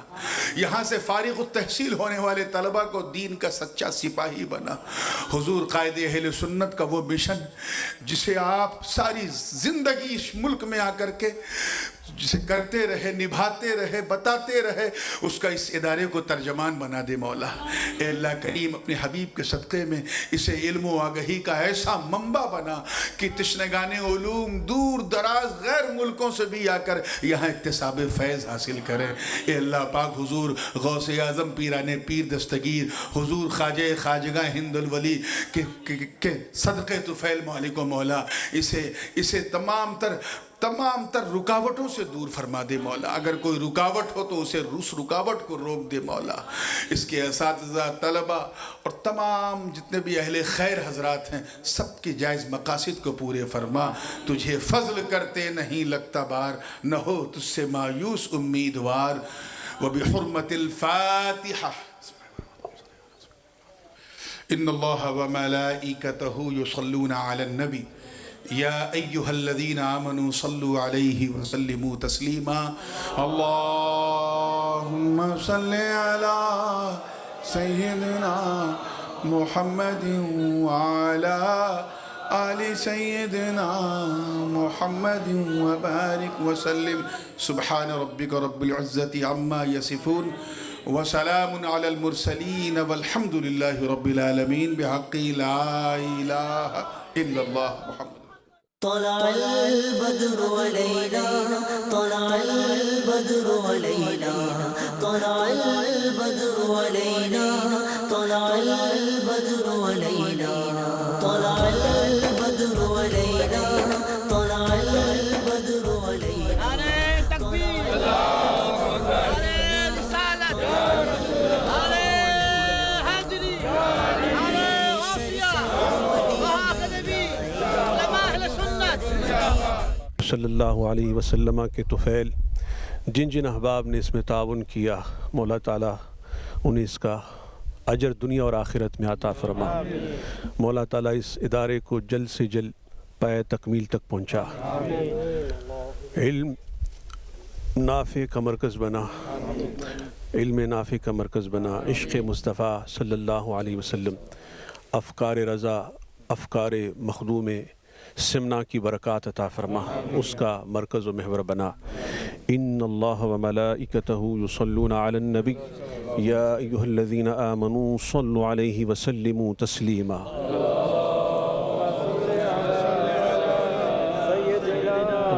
صل على سيدنا محمد وعلى آل سيدنا محمد اللهم صل وسلم على سيدنا محمد تاج الرؤوس تزكية النفوس وعلى آله وأصحابه زين النفوس برحمتك يا أرحم الراحمين.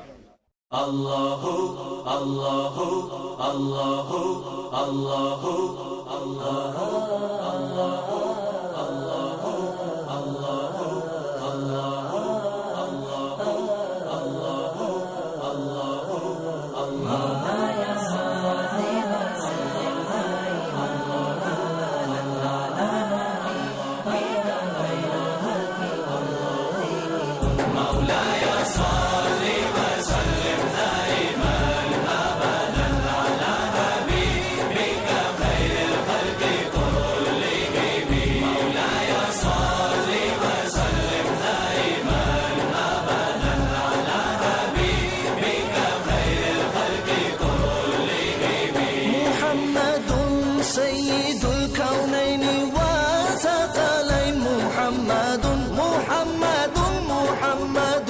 سيد الكونين وثقلين والفريقين من غرب ومن عجم